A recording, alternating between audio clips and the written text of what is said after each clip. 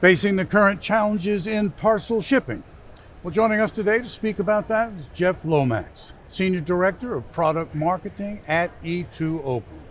Jeff, it's great to see you. Welcome. Thank you for having me, Russell. Jeff, when you talk to some of your high volume parcel shippers, I know one of the things that's got to be coming up is the challenges they are dealing with. Well, what are they telling you? Tell us about that. Oh, absolutely. So first of all, we're seeing what we're calling carrier capacity challenges.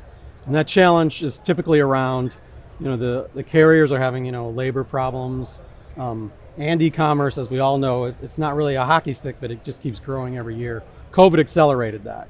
So the volumes that a lot of the big parcel carriers were able to handle, they just kept expanding. So what we're seeing our shippers have to do is they have to find alternates a lot of times, and they have to be flexible around, using your FedEx, UPS, USPS in the US and beyond, in the EU, they also have the same challenges. So they're looking for regional carriers, they're looking in a lot of places for options, for alternatives. So another area is visibility. Everybody's aggressive about visibility. We have a lot of e-commerce customers, but we also have, B2B customers. And they all want to know, where's my shipment at every moment. Amazon upped the game with expectations with the shippings, and we all know this. We've all seen the Amazon effect. But even in our industries, everybody wants to always know where their shipment is, if it's going to be late, and what's happening. Those are the two of the biggest ones. The third we're seeing real quickly is workflow complexity.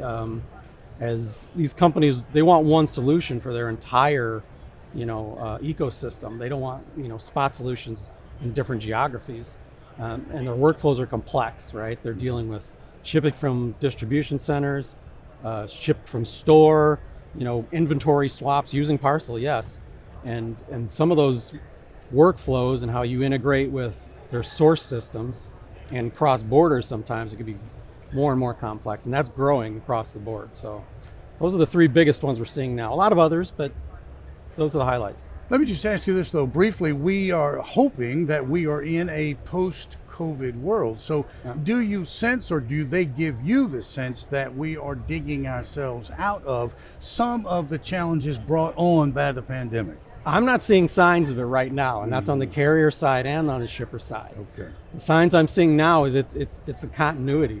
COVID accelerated something that was already happening, right? And as the growth on the shipping needs side, as well as some of the constraints on the carriers. Yeah.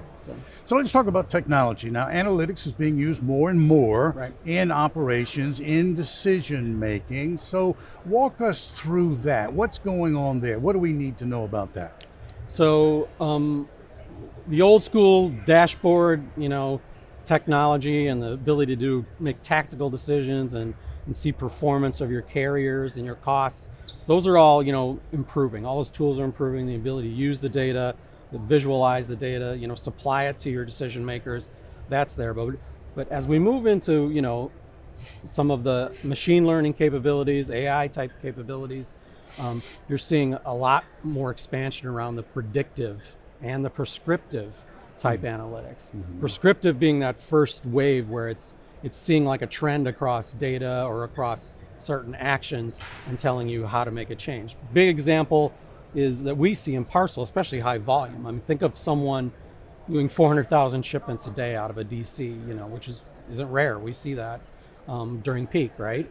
And they'll look at those shipments over the peak period, and they'll realize, on-time delivery or decisions they make about which service to use from the carrier.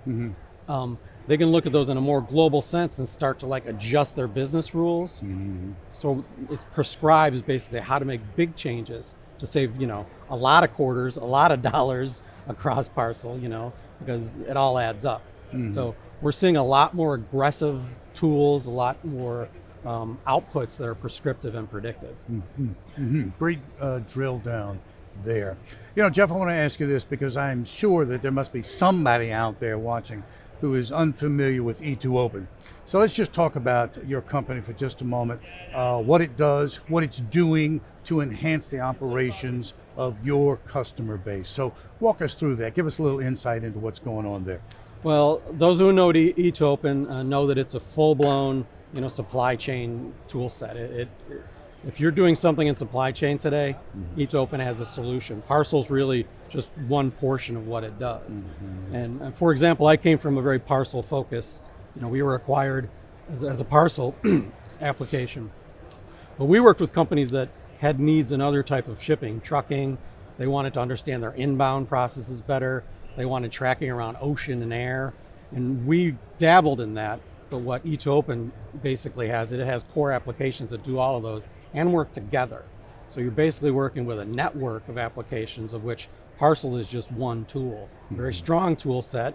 They acquired two of the best companies in the world basically that did Parcel, but they also have brought together a lot of pieces for other parts of supply chain. So I think they're a leader in basically a lot of places, and if you want to put all the pieces together, I don't think anybody's putting together like E2Open right now. So a comprehensive offering there.